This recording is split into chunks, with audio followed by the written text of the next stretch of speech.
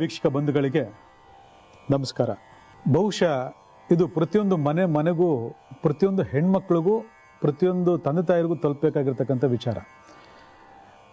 ಪ್ರತಿಯೊಬ್ಬ ಮನುಷ್ಯನಿಗೂ ಹೃದಯವಂತಿಕೆ ಅಂತ ಒಂದಿರಬೇಕು. ಆ ಹೃದಯವಂತಿಕೆ ಅಂತಕ್ಕಂಥದ್ದು ಇಲ್ಲ ಅಂತಂದಾಗ ನಾವು ಏನೇ ಕಷ್ಟಪಡಲಿ, ಏನೇ ಶ್ರಮ ಪಡಲಿ, ನಾವು ನಮ್ಮ ಮಕ್ಕಳಿಗೆ ಮಾಡ್ತಕ್ಕಂತಹ ಆ ಒಂದು ಸೇವೆ ಆಗಿರ್ಬೋದು, ಕರ್ತವ್ಯ ಆಗಿರ್ಬೋದು, ಅಥವಾ ನಿಷ್ಠೆ ಆಗಿರ್ಬೋದು, ಅದಕ್ಕೆ ಯಾವುದೇ ರೀತಿ ಕಿಂಚಿತ್ತು ಬೆಲೆಯನ್ನು ನಿರೀಕ್ಷೆ ಮಾಡಲಿಕ್ಕೆ ಸಾಧ್ಯನೇ ಇಲ್ಲ. ಯಾಕಂದರೆ ಅಂಥ ಮಕ್ಕಳುಗಳು ಪ್ರಪಂಚದಲ್ಲಿದ್ದಾರೆ. ನಮ್ಮಪ್ಪ ಏನು ಮಾಡಿದ್ದಾನೆ, ನನಗೋಸ್ಕರ ಏನು ಮಾಡಿದ್ದಾನೆ, ಅವನೇನು ಮಾಡಿಲ್ಲ. ಒಂದು ಚೂರಾದರೂ ಅಪ್ಪ ಅಂತಕ್ಕಂಥ ಒಂದು ಪ್ರೀತಿ ಇರಲ್ಲ. ನಮ್ಮಮ್ಮ ಏನು ಮಾಡಿದ್ದಾಳೆ, ಏನೂ ಮಾಡಿಲ್ಲ. ಬರೀ ಅವ್ರ ಮನೆಯವ್ರು ಮಾಡಿಕೊಂಡ್ರು, ಇವ್ರ ಮನೆ ಮಾಡಿಕೊಂಡ್ರು, ಅಕ್ಕಂಗಿರು ಮಾಡಿಕೊಂಡ್ರು, ಅಥವಾ ನನಗಂತ ಏನಾದರೂ ಮಾಡಿಕೊಟ್ಟಿದ್ದಾರಾ, ಮದುವೆಗೆ ಏನಾದ್ರು ಮಾಡಿಕೊಟ್ಟಿದ್ದಾರಾ, ಒಡವೆ ಕೊಟ್ಟಿದ್ದಾರಾ, ಆಸ್ತಿ ಕೊಟ್ಟಿದ್ದಾರಾ, ಪಾಸ್ತಿ ಕೊಟ್ಟಿದ್ದಾರಾ, ಏನೋ ಸಾಗಾಕ್ಬಿಟ್ರು, ಹೆಣ್ಮಕ್ಳು ಅಂತೇಳಿ ಸಾಗಾಕ್ಬಿಟ್ರು. ನಮ್ಮಪ್ಪ ಅಮ್ಮ ಇವತ್ತು ತಿರುಗು ನೋಡಿಲ್ಲ ನನ್ನ ಕಡೆಗೆ ಇವತ್ತು. ಈ ಥರ ಹಲವಾರು ವಿಚಾರಗಳನ್ನು ಕೆಲವು ವ್ಯಕ್ತಿಗತವಾಗಿ ಮಾತಾಡ್ಕೊಳ್ತಿದ್ದಾಗ ಅದೇ ತಂದೆ ತಾಯಿ ಹೇಳ್ತಕ್ಕಂಥದ್ದು ಏನಂದರೆ, ನಾನು ತಂದೆ ಅಂತಕ್ಕಂಥ ಕಿಂಚಿತ್ತು ಪ್ರೀತಿನೂ ಅವನಲ್ಲಿಲ್ಲ, ಅವಳಲ್ಲಿಲ್ಲ. ನಾನು ತಾಯಿ ಅಂತಕ್ಕಂಥ ಒಂದು ಕಿಂಚಿತ್ತು ಪ್ರೀತಿ ಇಲ್ಲ. ನಾವು ಕೆಳಗೆ ಬಿದ್ದಿದ್ದೀವಿ. ನಮ್ಮ ನಡೆಯೋ ಟೈಮಲ್ಲಿ, ನಮ್ಮದು ಬಜಾರ್ ನಡೆಯೋ ಟೈಮಲ್ಲಿ ನಾವೆಲ್ಲ ಮಾಡಿದ್ದೀವಿ, ಏನು ಬೇಕೋ ಎಲ್ಲ ಮಾಡಿದ್ದೀವಿ. ನಾವು ಒಂಚೂರು ಕೆಳಗೆ ಬಿದ್ದಾಗ ನೀನು ಹೆಂಗಿದ್ಯಾ ಅಪ್ಪ ಅಂತ ಒಂದು ಬಂದು ಮಾತು ಕೇಳಲಿಲ್ಲ. ನೀನು ಹೆಂಗಿದ್ಯಮ್ಮ, ನಿನಗೇನಾದ್ರು ಕಷ್ಟ ಇದೆಯಾ ಅಂತ ಒಂದು ಮಾತು ಕೇಳಲಿಲ್ಲ. ಮದುವೆ ಮದುವೆ ಮಾಡಿಕೊಂಡ್ಲು ಬಿಟ್ಲು ಗಾಡಿ. ಇವತ್ತು ನಮ್ಮ ಪರಿಸ್ಥಿತಿ ಹಿಂಗಾಗಿದೆ ಅಂದರೆ, ಒಂದು ಫೋನ್ ಮಾಡಿದ್ರೆ, ಏನು ಫೋನ್ ಮಾಡಿ ಹಿಂಗೆ ತಲೆ ತಿಂತೀಯ, ಇಡು ಫೋನು, ಯಾವಾಗಲೂ ನಿದ್ದೆ ರಾಂಗ್ ಮಾಡಾಗೋಯ್ತು, ಎಷ್ಟು ನೋಡ್ಕೊಳ್ಳೋದು ನಿನ್ನ. ಈ ಥರ ಒಂದು ಪ್ರೀತಿ, ಒಂದು ಪ್ರೇಮ, ಒಂದು ಅನುಕಂಪ, ಒಂದು ಅನುಭೂತಿ, ಒಂದು ತಂದೆ ತಾಯಿ ಅಂತಕ್ಕಂಥದ್ದು ನೋ, ನೆವರ್. ಎಷ್ಟೋ ಜನ ಹೆಣ್ಮಕ್ಳಿಗೆ ಇವತ್ತು ಮದುವೆ ಮಾಡ್ಕೊಳ್ತಾರೆ, ಅಗಾಧವಾಗಿರ್ತಕ್ಕಂಥ ಪ್ರೀತಿ ಗಂಡನ ಮೇಲೆ. ಎಂಥ ಪ್ರೀತಿ ಅಂತಂದರೆ ಎಲ್ಲೂ ಬಿಟ್ಕೊಡೋದಿಲ್ಲ ಅವನ್ನ. ಯಾಕಂದರೆ ಗಂಡನೇ ಸರ್ವಸ್ ಅಂತಕ್ಕಂಥ ಎಷ್ಟೋ ಹೆಣ್ಮಕ್ಳು ಇವತ್ತು ಪ್ರಪಂಚದಲ್ಲಿದ್ದಾರೆ. ಅದಕ್ಕೆ ಮಳೆ ಬೆಳೆ ಎಲ್ಲ ಚೆನ್ನಾಗಾಗ್ತಿರ್ತದೆ. ಗಂಡ ಇಲ್ದಿರೋ ಸರಿ ನಾನು ಬಾಳ್ತೀವಿ ಬದುಕ್ತಕ್ಕಂಥ ಎಷ್ಟೋ ಹೆಣ್ಮಕ್ಳು ಕೂಡ ಪ್ರಪಂಚದಲ್ಲಿದ್ದಾರೆ. ನಮ್ಗೆ ಯಾರು ಬೇಕಾಗಿಲ್ಲ, ನಾವು ಇಂಡಿವಿಜುವಲ್ಗೆ ಬದುಕ್ತೀವಿ, ನಮ್ಮದೇ ಸಾಮ್ರಾಜ್ಯ ಅಂತಕ್ಕಂಥವ್ರು ಎಷ್ಟೋ ಜನ ಇದ್ದಾರೆ ಪ್ರಪಂಚದಲ್ಲಿ. ಆದರೆ ನಾವು ಮಾತಾಡಿಕೊಟ್ಟಿರ್ತಕ್ಕಂಥದ್ದು ಹೃದಯದಲ್ಲಿ ಪತಿ ದೇವರು ಅಂತಕ್ಕಂತಹ ಒಂದು ಅನುಕಂಪ, ಪ್ರೀತಿ, ವಾತ್ಸಲ್ಯ ತುಂಬಿಕೊಂಡಿರ್ತಕ್ಕಂಥವನು. ಅವ್ನು ತಿಂದನೋ ಉಂಡನೋ, ಅಥವಾ ಮನೆಗೆ ಹೋದ್ನೋ, ಅಥವಾ ಕೆಲ್ಸಕ್ಕೆ ಹೋದ್ನೋ ಇಲ್ವೋ, ಏನಾಯ್ತೋ ಎತ್ತಾಯ್ತೋ, ಆಫೀಸ್ಗೆ ಹೋಗೋವರೆಗೂ ರೀ ಮಾತ್ರ ತಗೊಂಡ್ರ, ರೀ ಟ್ರಾಫಿಕ್ ಜಾಮ್ ಆಗಿತ್ತಾ, ರೀ ಕರೆಕ್ಟಾಗಿ ಹೋದ್ರ, ರೀ ಆರೋಗ್ಯ ನೋಡ್ಕೊಳ್ಳಿ, ಸಿಕ್ಕಿದೆಲ್ಲ ಕುಡಿಬೇಡಿ, ತಿನ್ಬೇಡಿ, ಈ ಥರ ಎಲ್ಲ ಪ್ರೀತಿಯ ನುಡಿಗಳನ್ನ ಕಳಿಸಿ ಮಾಡ್ತಕ್ಕಂಥ ಎಷ್ಟೋ ಹೆಣ್ಮಕ್ಳು ಇವತ್ತು ಮಾಡ್ತಿದ್ರು ಕೂಡ ಆ ಗಂಡ ಅಂತಕ್ಕಂಥ ಒಂದು ಪ್ರಾಣಿ ಇದೆಯಲ್ಲ, ಯಾವುದಕ್ಕೂ ಜಗ್ಗೋದಿಲ್ಲ, ಯಾವುದಕ್ಕೂ ಜಗ್ಗಲ್ಲ. ಮಾತೆ ಥರ ರೇಗೋದು, ಅವಳ ಹೆಂಡತಿ ಪ್ರೀತಿಯಿಂದ ಕೇಳ್ತಾಳೆ. ಆದರೆ ಆ ಗಂಡ ಅಂತಕ್ಕಂಥ ಪ್ರಾಣಿ ಅದೆಲ್ಲ ತಲೆನೇ ಕೆಡಿಸ್ಕೊಳ್ಳಲ್ಲ. ಏನದು ಆ ಒಂದು ಪ್ರೀತಿ, ಆ ಕರುಣೆ, ಆ ದಯೆ ಹೆಂಗೆ ತೋರಿಸ್ತಾ ಇದ್ದಾಳೆ, ಆ ವಾತ್ಸಲ್ಯ ಹೆಂಗಿದೆ ನನ್ನ ಮೇಲೆ, ಒಂದು ಮಗು ಥರ ನೋಡ್ಕೊಳ್ತಾಳಲ್ಲ, ಅದ್ರದ್ದು ಬೆಲೆನೇ ಗೊತ್ತಾಗೋದಿಲ್ಲ. ಯಾವಾಗಲೂ ಬಂದ ತಕ್ಷಣ ಕಿರಿಕಿರಿ, ಟಾರ್ಚರು, ಹಿಂಸೆ. ಆ ಪ್ರೀತಿ ವ್ಯಕ್ತಪಡಿಸಿದ್ರೆ ಆ ಪ್ರೀತಿಗೆ ಇನ್ನೇನು ಮಾಡಬೇಕು ಅಂತಕ್ಕಂಥ ವ್ಯಕ್ತಪಡಿಸ್ತಕ್ಕಂತಹ ಒಂದು ವ್ಯವಸ್ಥೆ, ಮನಸ್ಥಿತಿ ಇಲ್ಲ ಅಲ್ಲಿ. ಏನು ಮಾಡಿದ್ರು ಅದಕ್ಕೆ ಉಲ್ಟಾ. ಅವಳು ಪ್ರೀತಿ ತೋರಿಸಿದ್ರೆ ಇವನು ಗುರ್ರ ಅಂತಕ್ಕದು. ಇದು ಗಂಡನಿಗೂ ಅನ್ವಯ ಆಗಿದೆ. ಗಂಡ ತುಂಬ ಪ್ರೀತಿ ಮಾಡ್ತಾನೆ ಹೆಂಡತಿಗೆ, ಆದರೆ ಹೆಂಡತಿ ಕಿಂಚತ್ತು ಗಂಡನ ಮೇಲೆ ಪ್ರೀತಿ ಇರೋದಿಲ್ಲ. ಅವನು ಏನೇ ಮಾಡಲಿ, ಎಷ್ಟೇ ನೋಡ್ಕೊಳ್ಳಿ, ಅವನ ಬಗ್ಗೆ ಒಂದು ಚೂರು ಪ್ರೀತಿ, ಪ್ರೇಮ, ಕರುಣೆ ಇಲ್ಲವೇ ಇಲ್ಲ. ಇವತ್ತು ಎಷ್ಟು ಜನ ಸಮಾಜಕ್ಕೋಸ್ಕರ, ಕುಟುಂಬಕ್ಕೋಸ್ಕರ ಮದುವೆ ಮಾಡ್ಕೊಂಡ್ಬಿಟ್ಟು ಅವ್ರು ಆ ದಿಕ್ಕು, ಇವ್ರು ಈ ದಿಕ್ಕು, ಏನೂ ಇಲ್ಲ ಮಧ್ಯದಲ್ಲಿ. ಇದೊಂದು ಬಾಳ ಅಂತ ಎಷ್ಟೋ ಜನ ಕೇಳ್ತಾರೆ. ಪಾಪ ಎಷ್ಟೋ ಜನ ತಂದೆಗೆ ವಿಷಯ ಗೊತ್ತಾಗ್ಬಿಟ್ಟು, ಯಾಕೆ ನೀವು ಹಿಂಗಿದ್ದೀರಾ, ಏನು ನಿಮ್ಮ ಕತೆ ಅಂತ ಕೇಳ್ತಾರೆ. ಅದು ವೈಯಕ್ತಿಕವಾಗಿ ಅವ್ರ ಮೇಲೆ ಇವ್ರ ಅಪವಾದ, ಇವ್ರ ಮೇಲೆ ಅವ್ರ ಅಪವಾದ ಇರ್ತದೆ. ಬಟ್ ಒಳಗಡೆ ಆ ಪ್ರೀತಿ ಅನ್ನೋದೇ ಇರೋದಿಲ್ಲ, ಆ ಕರುಣೆ ಅನ್ನೋದೇ ಇರೋದಿಲ್ಲ, ಆ ಸಂತೋಷ ಅನ್ನೋದೇ ಇರೋದಿಲ್ಲ. ಯಾವಾಗಲೂ ಊದ್ಕೊಂಡೇ ಇರ್ತವೆ ಕೆಲವು ಹೆಣ್ಮಕ್ಳು. ಎಷ್ಟೇ ಪ್ರೀತಿ ಮಾಡಿ ಗಂಡ ಊದ್ಕೊಂಡೇ ಇರ್ತವೆ. ಅದೇನು ಬಂದ್ಬಿಟ್ಟಿದೀವೋ ಅಂತ ಭಾಳ ಜನ ಕೇಳ್ತಾರೆ. ಏನು ಬಂದಿರಲ್ಲ, ಅವನಿರಲ್ಲ ಅಲ್ಲಿ. ಯಾರು ಮುಖ್ಯವಾಗಿ ಅದನ್ನು ವ್ಯಕ್ತಪಡಿಸ್ತಕ್ಕಂತಹ ಒಂದು ಶಕ್ತಿ ಅಂತಕ್ಕಂಥದ್ದು ಏನಿದೆ, ಆ ಶಕ್ತಿ ಇರೋದಿಲ್ಲ ಅಲ್ಲಿ. ಯಾಕಂದರೆ 9 ಗ್ರಹಗಳು ತಗೊಂಡಾಗ 9 ಗ್ರಹಗಳದ್ದು ಒಂದೊಂದು ಶಕ್ತಿ ಇರ್ತದೆ. ನಾವೀಗಾಗಲೇ 3 ಗ್ರಹಗಳ ಶಕ್ತಿಗಳು ಈಗ ನಾವು ಮಾತಾಡಿದ್ದೀವಿ. ಇವತ್ತು 4ನೇ ಗ್ರಹಗಳ ಬಗ್ಗೆ ಮಾತಾಡ್ತಾ ಇದ್ದೀವಿ. ಅಂದರೆ ಒಬ್ಬ ವ್ಯಕ್ತಿಗತವಾಗಿ ಒಂದು ಅನುಬಂಧ, ಸಂಬಂಧ ಬಿಗಿಯಾಗಿರಬೇಕು. ನಾವು ಅಂಬಳಿ ಕುಡಿತೀವೋ, ಗಂಜಿ ಕುಡಿತೀವೋ, ಅಥವಾ ಮೃಷ್ಟಾನ್ನ ಭೋಜನ ಮಾಡ್ತೀವೋ, ಒಬ್ಬರಿಂದ ಒಬ್ಬರಿಗೆ, ತಂದೆ ತಾಯಿ ಆಗಿರ್ಬೋದು, ತಂದೆ ಮಕ್ಕಳಾಗಿರ್ಬೋದು, ಅಣ್ಣ ತಮ್ಮಂದಿರಾಗಿರ್ಬೋದು, ಬಂಧು ಬಳಗ ಆಗಿರ್ಬೋದು, ಗಂಡ ಹೆಂಡತಿ ಆಗಿರ್ಬೋದು, ಹೆಂಡತಿ ಗಂಡ ಆಗಿರ್ಬೋದು, ಒಂದು ಅನುಬಂಧ, ಪ್ರೀತಿ, ವಾತ್ಸಲ್ಯ ಇಲ್ಲ ಅಂದರೆ ಅದು ಬದುಕೇ ಅಲ್ಲ ಅಂತಕ್ಕಂಥದ್ದು ಎಷ್ಟೋ ಜನ ದೊಡ್ಡವ್ರ ಮಾತು. ಆದರೆ ಅದು ಕಾಣದಾದಾಗ ಏನಾಯಿತು, ಎಲ್ಲಿ ಎಡವಟ್ಟಾಯಿತು ಅಂತ ಎಲ್ಲರೂ ಕಕ್ಕಬಿಕ್ಕಿ ಆಗ್ತಾರೆ. ಕಾಣೆಯಾಗಿರೋದು ಅವರಲ್ಲ, ಅವರು ಒಳಗಿರತಕ್ಕಂಥ ಒಂದು ಶಕ್ತಿ. ಎಷ್ಟೋ ಜನ ದಾಂಪತ್ಯ ವಿಚಾರ ತಗೊಂಡಾಗ ಮದುವೆ ಆಗಿ 6 ತಿಂಗಳು, 1 ವರ್ಷ, 2 ವರ್ಷ, 3 ವರ್ಷ, 4 ವರ್ಷ ಆದರೂ ಮಕ್ಕಳೇ ಆಗೋದಿಲ್ಲ. ಇವತ್ತು ಎಷ್ಟೋ ಜನ ಹೆಣ್ಮಕ್ಳು ಹಲವಾರು ವಿಚಾರಗಳನ್ನು ಗುಪ್ತವಾಗಿ ರಹಸ್ಯವಾಗಿ ಇಟ್ಕೊಂಡು, ನಾನೇನಾದ್ರು ಒಂಚೂರು ಬಾಯಿ ಬಿಟ್ಟರೆ ಮನೆತನದ ಗೌರವ ಮರ್ಯಾದೆ ಹೋಗುತ್ತೆ ಅಂತೇಳಿ ಎಲ್ಲವನ್ನು ಅದುಮಿಕೊಂಡು ಸಹಿಸ್ಕೊಂಡು ಹೋಗ್ತಾ ಇರ್ತಾರೆ. ಆದರೆ ತಿಳಿಯದ ಕುಟುಂಬದ ಜನ ಏನು ಮಾಡ್ತಾರೆ, ನೀನು ಬಂಜೆ, ನೀನು ಸರಿ ಇಲ್ಲ, ನೀನು ಗೊಡ್ಡು, ಅದು ಇದು ಅಂತ ಬೈಕೊಂಡು ಕಾಲ ಕಳೆದು ಆ ಮಕ್ಕಳಿಗೆ ನೋಯಿಸ್ತಾ ಇರ್ತಾರೆ. ಅವೇನಾದ್ರು ಒಂಚೂರು ಬಾಯಿ ಬಿಟ್ಬಿಟ್ಟು ನಿಮ್ಮ ಮಗ ಸರಿ ಇಲ್ಲ ಅಂತ ಅಂದ್ಬಿಟ್ರೆ ಏನೇನು ಆಗುತ್ತೆ ಅನ್ನೋದು ಗೊತ್ತಿದೆಯಾ? ಕೂತ್ಕೊಂಡು ಯೋಚನೆ ಮಾಡಿ. ಯಾಕಂದರೆ ಪ್ರತಿಯೊಂದು ತಪ್ಪುಗಳನ್ನು ಇದು ಹೆಣ್ಣು ಮೇಲೆ ಹಾಕಿ ಅಪವಾದ ಹೊರಿಸಿ ಗೋಳಾಡ್ಕೊಳ್ಳೋದಲ್ಲ. ಗಂಡು ಮಕ್ಕಳಲ್ಲೂ ಹಲವಾರು ಸಮಸ್ಯೆಗಳಿರ್ತವೆ. ಆ ಗಂಡು ಮಕ್ಕಳದ್ದು ಆ ಸಮಸ್ಯೆ ಅಂತ ಬಂದಾಗ ಎಷ್ಟೋ ಜನ ತಾಯಂದಿರಿಗೆ ವಿಚಾರ ಗೊತ್ತಿರ್ತದೆ, ತಂದೆಗೂ ಗೊತ್ತಿರ್ತದೆ. ಆದರೂ ಕೂಡ ಈ ಮಹಾನ್ ಪಟ್ಟಿಂಗರು ಏನು ಮಾಡ್ತಾರೆ ಅಂದರೆ, ಮದುವೆ ಮಾಡಬೇಕಂತ ಮದುವೆ ಮಾಡಿಬಿಡ್ತಾರೆ. ಆ ಹೆಣ್ಣು ಬಂದ ಮೇಲೆ ಗೊತ್ತಾಗೋದು ಏನು ನಿಜ ಸ್ಥಿತಿ ಏನು, ಆ ಹುಡುಗನ ನಿಜ ಸ್ಥಿತಿ ಏನು, ಆ ಗಂಡಿನ ನಿಜ ಸ್ಥಿತಿ ಏನು ಅಂತ. ಅವಳು ಒಂದು 6 ತಿಂಗಳು, 1 ವರ್ಷ ತಡ್ಕೊಂಡು ಈ ವಿಷಯ ನನ್ನ ಮಗ ಸರಿ ಇಲ್ಲ ಅಂತಕ್ಕಂಥದ್ದು ಗೊತ್ತಿದ್ರೂ ಕೂಡ ಆ ಹೆಣ್ಣಿನ ಮೇಲೆ ಅಪವಾದ ವರ್ಷಿ ಜರಿತಾ ಇರ್ತಾರೆ ಹಾಕೊಂಡು. ಅವಳು ಎಷ್ಟು ದಿನ ಅಂತ ತಡಿತಾಳೆ ಪಾಪ. ನೋಡೋದಂಕ ನೋಡಿ ತನ್ನ ಮನೆಗೆ ಹೇಳ್ಕೊಡ್ತಾಳೆ, ಇಲ್ಲ ನನ್ನ ಗಂಡ ಸರಿ ಇಲ್ಲ, ಮಕ್ಕಳು ಹೇಗಾಗ್ತದೆ ಅಂತ. ಆಗ ಅಲ್ಲಿಂದ ಬಂದು ಇಲ್ಲಿ ಶುರು ಮಾಡಿಕೊಂಡು ನನ್ನ ಮಗಳ ಮೇಲೆ ಏನು ಹೊರಿಸ್ತೇನೆ, ನಿನ್ನ ಮಗನ ಮೇಲೆ ತಪ್ಪಿಟ್ಕೊಂಡು ಅಂತ ಶುರು ಮಾಡ್ಕೊಂಡ್ರೆ ಇಮ್ಮಿಡಿಯೇಟಾಗೆ ಕ್ಲಾಶ್, ಅಲ್ಲೇ ಹೊಡೆದಾಟ ಬಡದಾಟ ಜಗಳ, ಹೋಗಿ ನಿನ್ನ ತವ್ರ ಮನೆಗೆ ಅಂತ. ಎಷ್ಟು ಕುಟುಂಬಗಳಲ್ಲಿ ಈ ಥರ ನಡೆದಿರ್ಬೋದು, ನಡೀತಾ ಇರ್ಬೋದು, ಮುಂದೆ ನಡಿಬೋದು. ಇಲ್ಲಿ ವ್ಯವಸ್ಥೆ ಹೆಂಗಿದೆ ಅಂತಂದರೆ, ನಾವು ಸರಿ ಮಾಡ್ಕೊಂಡ್ಬಿಡ್ಬೇಕು. ನಮ್ಮ ತಪ್ಪುಗಳು ಹೊರಗಡೆ ಬರಬಾರ್ದು, ನಾವೆಲ್ಲೂ ತಲೆ ಬಗ್ಗಿಸ್ಬಾರ್ದು, ನಮ್ಮ ಲೂಪ್ ಹೋಲ್ಸ್ಗಳು ನಮಗೆ ಮಾರಕವಾಗಿ ಕೆಲಸ ಮಾಡಬಾರ್ದು. ಅದಕ್ಕೆ ಯಾರನ್ನು ಬೇಕಾದ್ರೂ ಬಲಿ ತೊಗೊಂಡ್ಬೇಡ ಅನ್ನೋ ಮನಸ್ಥಿತಿಲಿ ಇವತ್ತು ಎಷ್ಟೋ ಜನ ಕುಟುಂಬಗಳು, ತಂದೆ ತಾಯಂದಿರು ಇದ್ದಾರೆ. ಇವತ್ತು ಬೇಜಾರು ಮಾಡ್ಕೊಬೇಡಿ, ಹಿಂಗೆ ಹೇಳ್ತೀನಿ ಅಂತ. ತುಂಬ ಜನ ಇದ್ದಾರೆ, ತುಂಬ ಜನ ನೋಡ್ಬಿಟ್ಟಿದ್ದೀನಿ ನಾನು. ಇವತ್ತು ಎಷ್ಟೋ ಜನ ಪ್ರತಿಯೊಂದು ವಿಚಾರದಲ್ಲೂ ಕೂಡ ಭಾಳ ಜನ ಹೆಣ್ಮಕ್ಳುಗಳು ಕುಟುಂಬದಲ್ಲಿ 4 ಜನ 5 ಜನ 6 ಜನ ಹೆಣ್ಮಕ್ಳುಗಳು, ಒಟ್ಟೇ ಕುಟುಂಬದಲ್ಲಿ ಹೆಣ್ಮಕ್ಳು, ಯಾರಿಗೂ ಮದುವೆ ಇಲ್ಲ, ಮಕ್ಕಳಿಲ್ಲ, ಮದುವೆ ಇಲ್ಲ, ಮಕ್ಕಳಿಲ್ಲ. ಇನ್ನು ಮಕ್ಕಳ ಕತೆ ನೋಡೋಣ ಆಮೇಲೆ. ಮದುವೆನೇ ಆಗೋದಿಲ್ಲ, ಏನು ಮಾಡಿದ್ರು ಮನೇಲಿ ಶುಭ ಕಾರ್ಯಗಳಾಗೋದಿಲ್ಲ. ಏನು ಮಾಡಿದ್ರು ಕೂಡ ಆ ಶುಭ ಕಾರ್ಯಗಳಿಗೆ ಪ್ರಯತ್ನ ಪಟ್ಟರೆ ಒಂದಲ್ಲ ಒಂದು ತೊಂದರೆಗಳು ಬರ್ತಾನೇ ಇರ್ತದೆ ಕುಟುಂಬದಲ್ಲಿ. ಇವತ್ತೊಂದು ಮನೆ ತೊಗೋಬೇಕು, ಒಂದು ಮನೆ ಒಂದು ಸ್ವಂತ ಸೂರು ಮಾಡ್ಕೋಬೇಕು, 60 ವರ್ಷ ಆಗೋದು, ರಿಟೈರ್ ಟೈಮ್ ಬಂತು ಅಂದ್ರೂ ಕೂಡ ಆ ಒಂದು ಮನೆ ತೊಗೊಂಡು ಮನೆ ಕಟ್ಟೋಕ್ಕಾಗೋದಿಲ್ಲ ಅಲ್ಲಿ ಎಷ್ಟೋ ಕಡೆ. ಇಲ್ಲ ಒಂದು 4 ಕಾಸು ಕೂಡಿಡೋಣ, ಸಂಪಾದನೆ ಮಾಡಿದ್ದು ನಾಳೆ ಕಷ್ಟಕ್ಕಾಗ್ತದೆ ಅಂತಾರೆ, ಆ ಹಣ ಆ ಮನೇಲಿ ನಿಲ್ಲೋದೇ ಇಲ್ಲ. ಏನೇ ಮಾಡಿದ್ರು ಏನಾದರೂ ಒಂದು ಪ್ರಾಬ್ಲಮ್ ಕ್ರಿಯೇಟ್ ಆಗಿ ಹೋಗ್ತಾ ಇರ್ತದೆ. ಇವತ್ತೆಲ್ಲ ಎಷ್ಟೊಂದು ವಿಚಾರಗಳನ್ನು ತಗೊಂಡಾಗ ಇವತ್ತೊಂದು ಡೇಟ್ ನಿಮಗೆ ಒಂದು ಉದಾಹರಣೆ ಕೊಡಲೇಬೇಕು. ನೋಡಿ, 25/11/2021 ನೋಡಿ, ಯಾವ ಗ್ರಹ ಮಿಸ್ಸಿಂಗ್ ಆಗಿತ್ತು? 4, 6, 1, 9, 3, 7, 8, 2. ಈ 9 ಗ್ರಹಗಳಲ್ಲಿ ಮಿಸ್ ಆಗಿರ್ತಕ್ಕಂತಹ ಒಂದು ಪ್ಲಾನೆಟ್ಸು ಎಷ್ಟು ಮಟ್ಟ ನಮ್ಗೆ ಕಾರಣ ಆಗುತ್ತೆ ಅಂತಂದರೆ, ಈ 25/11/2021 ಲೆಕ್ಕ ತೊಗೊಂಡಾಗ ನೀವು ಇಲ್ಲಿ ನೋಡ್ತಾ ಇರ್ಬೋದು, ಕುಂಡ್ಲಿ ನೋಡ್ತಾ ಇರ್ಬೋದು. ಯಾಕಂದ್ರೆ ನಿಮ್ಮ ಮಕ್ಕಳು ಜನಿಸಾದಾಗ ಈ ಜನ್ಮ ಕುಂಡಲಿಯನ್ನು ನೋಡಿಕೊಂಡಾಗ, ಇದು ನ್ಯೂಮರಾಲಜಿ, ಪ್ಯೂರ್ ನ್ಯೂಮರಾಲಜಿ ಕುಂಡಲಿ ನೋಡಿಕೊಂಡಾಗ ನಿಮ್ಗೆ ಗೊತ್ತಾಗ್ತದೆ.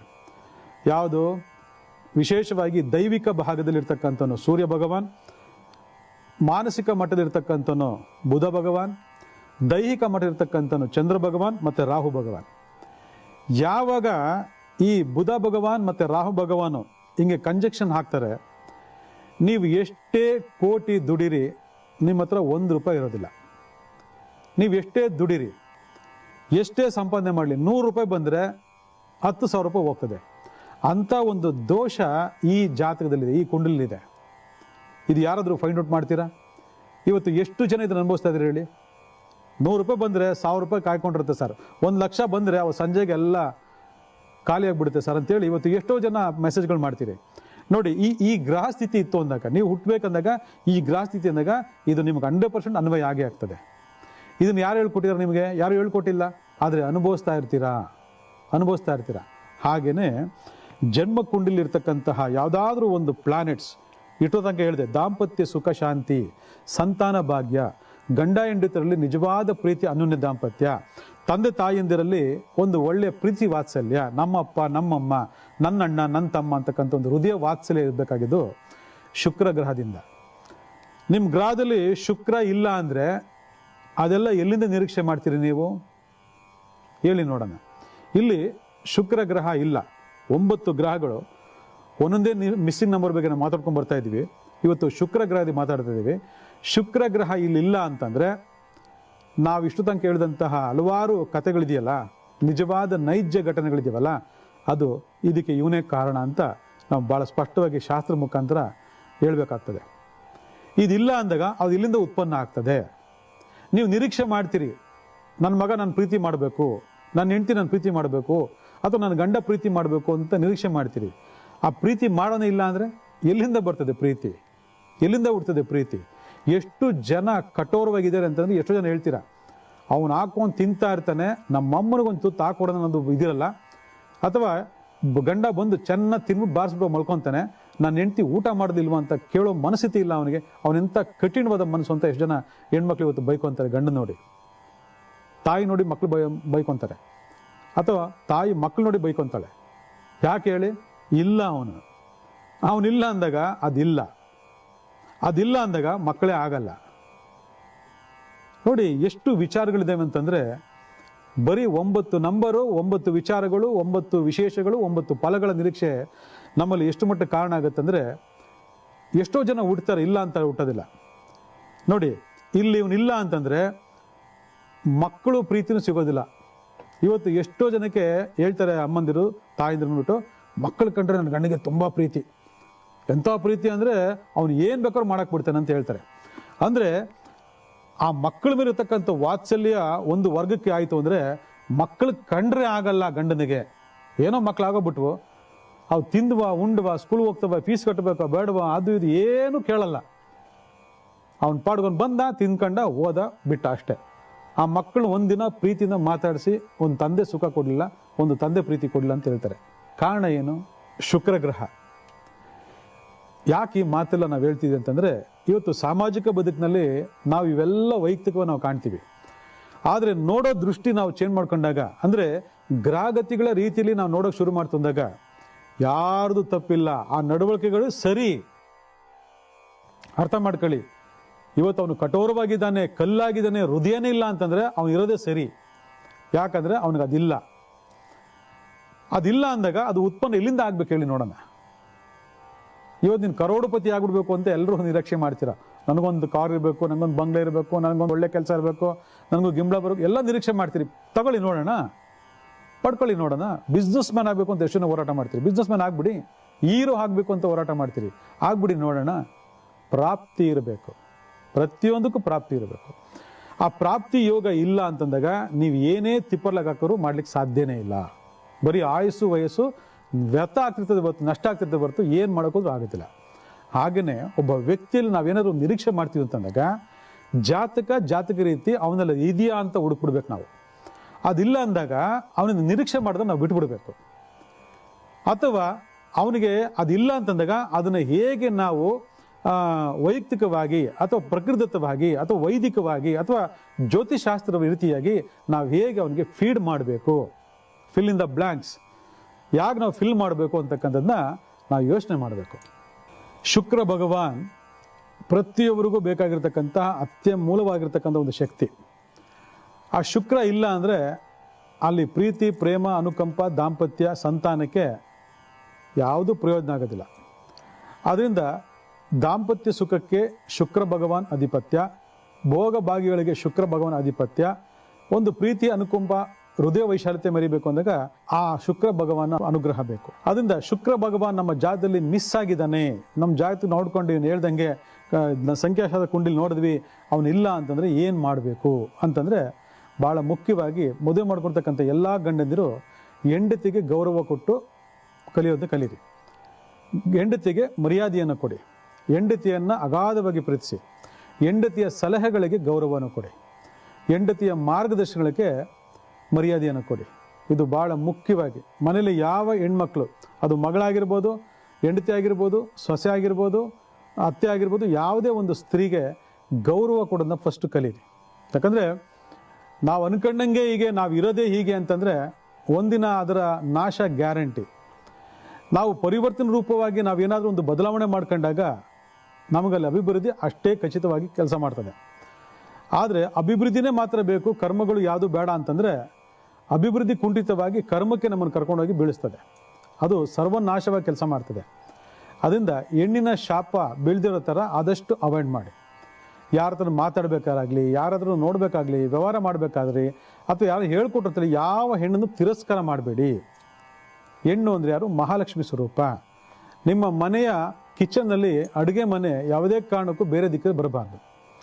ಯಾರಿಗೆ ಶುಕ್ರ ದೋಷ ಇರ್ತದೆ ಅಥವಾ ಮಿಸ್ಸಿಂಗ್ ನಂಬರ್ 6 ಆಗಿರ್ತದೆ, ಕಿಚನ್ ಬಂದು ಆಗ್ನೇಯದಲ್ಲೇ ಬರಬೇಕು. ಇನ್ ಕೇಸ್ ಆಗ್ನೇಯದಲ್ಲಿ ಬರಲಿಕ್ಕೆ ಆಗಿಲ್ಲ ಅಂತಂದ್ರೆ ನೀವೇನು ಮಾಡಬೇಕು ಅಂತಂದರೆ, ಭಾಳ ವಿಶೇಷವಾಗಿ ನೀವು ಆ ಆಗ್ನೇಯ ಭಾಗ ಇದೆಯಲ್ವಾ, ಆ ಆಗ್ನೇಯ ಭಾಗದಲ್ಲಿ ಒಂದು ದಾಸವಾಳ ಗಿಡವನ್ನು ನೆಡಿ. ಇಲ್ಲ ತುಂಬ ದೊಡ್ಡದಾಗಿದೆ, ಆಗಲೇ 30, 40, 60, 40, 100 ಇದೆ ಅಂತಂದರೆ ನೀವು ಆಗ್ನೇಯ ಭಾಗದಲ್ಲಿ ಮೂಲೆಗೆ ನೀವೇನು ಮಾಡಬೇಕು, ಒಂದು ಹತ್ತಿ ಮರವನ್ನು ನೆಡಿ. ಅದು ತುಂಬ ದೊಡ್ಡದ ಬೆಳೀತಾ ಹೋಗಿತ್ತು ಹತ್ತಿ ಮರ. ತುಂಬ ಜಾಗ ಇದ್ರೆ ಮಾತ್ರ ಮಾಡಿ, ಇಲ್ಲ ಸುಮ್ಮನೆ ಅರ್ಧಂಬರ್ಧ ಮಾಡಿಬಿಟ್ಟು ತೊಂದರೆ ಮಾಡೋದು ಬೇಡ. ದಾಸವಾಳ ಗಿಡ ಇಡಿ ಅಥವಾ ಹತ್ತಿ ಮರ ಗಿಡಿ. ದಿನನಿತ್ಯ ಪೂಜೆ ಮಾಡಬೇಕು. ಇದನ್ನು ದಿನನಿತ್ಯ ಪೂಜೆ ಮಾಡಬೇಕು, ನೆನಪಿಟ್ಕೊಳ್ಳಿ. ಹತ್ತರ ಬಗ್ಗೆ ಆಗಾಗ ಮಾತಾಡ್ತಿದ್ದೀನಿ. ಹತ್ತರ ಪೂಲನ್ನು ಮೈಯಲ್ಲಿ ಸಿಂಪಡಿಸ್ಕೊಳ್ಳಿ, ಆಯಿತಾ? ಕರ್ಪೂರ ತೈಲ ಇದ್ದರೆ ಬೆಳಗ್ಗೆ ಸ್ನಾನ ಮಾಡ್ಬೇಕಾದ್ರೆ ಒಂದು 2-3 ಡ್ರಾಪ್ ಹಾಕ್ಬಿಟ್ಟು ಕರ್ಪೂರ ತೈಲದಿಂದ ಸ್ನಾನ ಮಾಡಿ, ಆಯಿತಾ?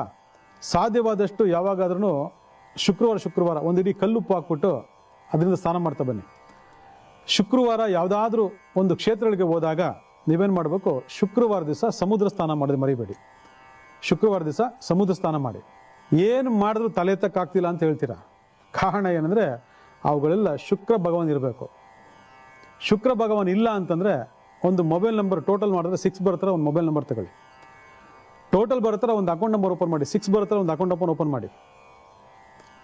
ಸಾಧ್ಯವಾದಷ್ಟು ಮಹಾಲಕ್ಷ್ಮಿ ದೇವಸ್ಥಾನಕ್ಕೆ ಶುಕ್ರವಾರ ಭೇಟಿ ಕೊಡಿ.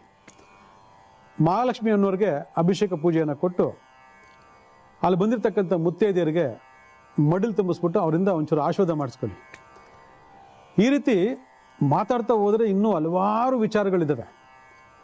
ಆದರೆ ಮೇಲ್ಮೇಲೆ ಎಷ್ಟು ನಮಗೆ ಸಂಕ್ಷಿಪ್ತವಾಗಿ ಸರಳವಾಗಿ ಸುಲಭ ಮಾಡ್ತಕ್ಕಂಥ ಯಾವುದಾದ್ರು ಒಂದು ಮೆಥಡ್ಗಳಿತ್ತು ಅಂದರೆ ಈ ಮೆಥಡ್ಗಳ ಮುಖಾಂತರ ಏನು ಮಾಡಬೇಕು, ನಾವು ಆ ದೋಷವನ್ನು ಪರಿವರ್ತನೆ ಮಾಡೋದಕ್ಕೆ ಪ್ರಯತ್ನ ಪಡಬೇಕು. ಅಯ್ಯೋ ನನ್ನ ಹೆಂಡತಿ ಹೇಳ್ತಾನೆ ಕಟ್ಟುಕ ಅಂತ, ನಾನು ಇರೋದೇ ಹೀಗೆ, ನಾನು ನಮ್ಮ ಅಪ್ಪನ ಪ್ರೀತಿ ಮಾಡಲ್ವಂತೆ, ನಾನು ಇರೋದೇ ಹೀಗೆ, ಇದಲ್ಲ. ಯಾಕಂದರೆ ಈ ಥರ ಮಿಸ್ಬಿಹೇವ್ ಮಾಡ್ತಿರೋರು ಇವತ್ತು ಕಾರ್ಯಕ್ರಮ ನೋಡ್ತಾ ಇರ್ಬೋದು, ಅಥವಾ ನಮ್ಮಲ್ಲೇ ಆ ಒಂದು ಭಾವನೆ ಬಂದಿರ್ಬೋದು. ನನ್ನ ತಂದೆ ಕಂಡ್ರೆ ಆಗಲ್ಲ, ತಾಯಿ ಕಂಡ್ರೆ ಆಗಲ್ಲ, ಹೆಂಡತಿ ಕಂಡ್ರೆ ಆಗಲ್ಲ, ಮಕ್ಕಳು ಕಂಡ್ರೆ ಆಗಲ್ಲ, ಇದು ಯಾಕೆ ನಾನು ಹೀಗೆ ಅಂತಕ್ಕಂಥದ್ದು ಏನಾದರೂ ಒಂದು ಪ್ರಶ್ನೆ ಮಾಡ್ಕೊಳ್ತಕ್ಕಂಥ ಎಲ್ಲ ವ್ಯಕ್ತಿಗಳು ಕೂಡ ಇದನ್ನು ನೀವು ಬಳಸ್ಕೋಬೇಕು. ಈ ರೆಮಿಡಿಗಳನ್ನು, ಈ ಪರಿಹಾರಗಳನ್ನು ಬಳಸ್ಕೋಬೇಕು. ನೀವು ಯಾವಾಗ ಮಾಡಲ್ಲ, ಅದು ಇಡೀ ಜೀವನ ಪೂರ್ತಿ ನಿಮಗೆ ನರಕವನ್ನು ತಂದುಕೊಡ್ತದೆ. ಆರೋಗ್ಯದಲ್ಲಿ, ಫೈನಾನ್ಸಲ್ಲಿ, ದಾಂಪತ್ಯ ಜೀವನದಲ್ಲಿ, ಅಭಿವೃದ್ಧಿಯಲ್ಲಿ ಮಾರಕವಾಗಿ ಕೆಲಸ ಮಾಡ್ತದೆ.